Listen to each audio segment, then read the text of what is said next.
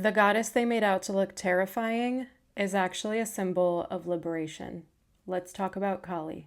Kali is seen as something dark and chaotic, but she's actually a force that breaks through illusion and sets things free. Because Kali is what feminine power looks like when it's no longer restrained, softened, or made digestible for others. Kali comes from Hindu tradition, specifically within a God-centered path known as Shaktism, where the feminine, Shakti, is seen as the ultimate force of the universe. And she's often portrayed in a way that shocks people. Wild hair, a garland of skulls around her neck, a sword in one hand, and her tongue sticking out. And usually, she's standing on the body of Shiva. So when people first see her, they typically think, what is this? Why is she so intense? And that reaction, that's exactly the point. Every part of Kali's imagery actually means something. Her dark skin represents the infinite, the void, the space from which everything is created and destroyed. The garland of skulls, that's not random violence. It represents the ego, the false identities, the illusions that we cling to. Her sword cuts through the illusions. And her standing on Shiva, this is important because Shiva represents pure consciousness, stillness. Kali represents energy, movement, force, and without her, nothing happens. Kali is known as a goddess of destruction, and people hear that and they immediately think destruction is bad. And yes, in the patriarchy and what patriarchy has done, destruction has been bad. That's all they've known is destruction. But it depends. Destruction of what?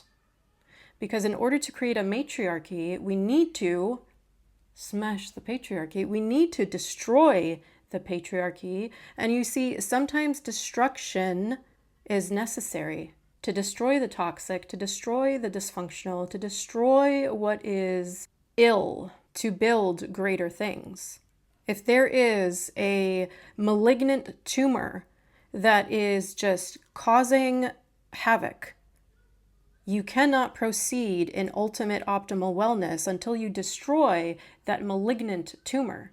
Yes, Kali is known as a goddess of destruction, but destruction of what? Destruction of ego, illusion, false structures. Kali appears in moments where chaos has already taken over, where demons, which symbolize forces of imbalance and ego, cannot be controlled by anything soft or passive. So, she doesn't come in to be gentle. She comes in to end it. Now, please take proper note of what I'm about to say. Kali represents exactly what women are taught to suppress. These are the traits that get labeled as undesirable by the toxic patriarchy, by this corrupt, dysfunctional world.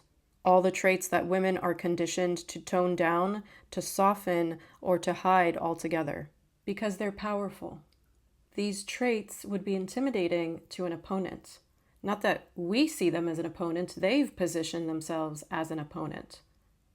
And as an opponent to us, those traits would not be desirable for them to stay in control. Kali embodies all of those traits, fully and unapologetically. Kali doesn't dilute herself to be accepted, and she doesn't shapeshift to be easier to handle and to be more palatable. She exists in her full force, and that kind of presence is the type of presence that disturbs systems that are built on control. When a woman is calm, when she is agreeable, when she's accommodating, she's praised.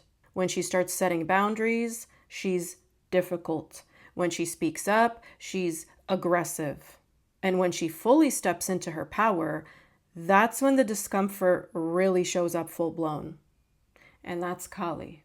Again, Kali's rage is not random.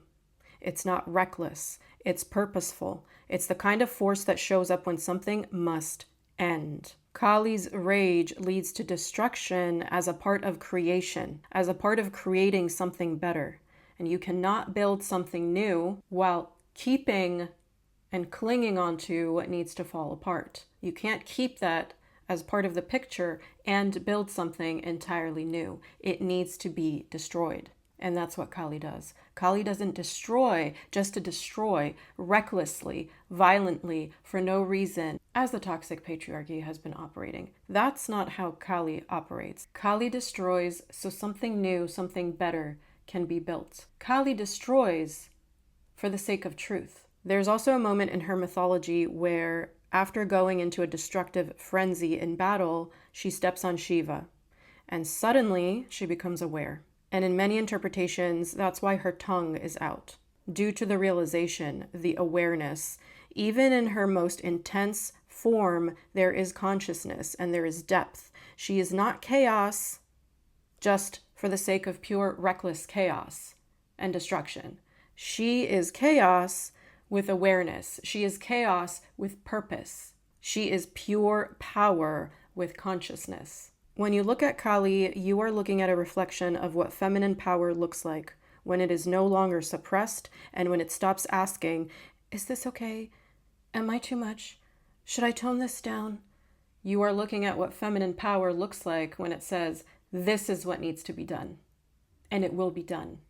Kali isn't here to make everyone comfortable and to be easy to understand, and she's definitely not here to fit into expectations. She represents truth. The kind of truth that sharply cuts through illusion, the kind that doesn't ask for approval, and truth doesn't always arrive gently. Thank you for tuning in. May women continue to rise, and may the matriarchy rise.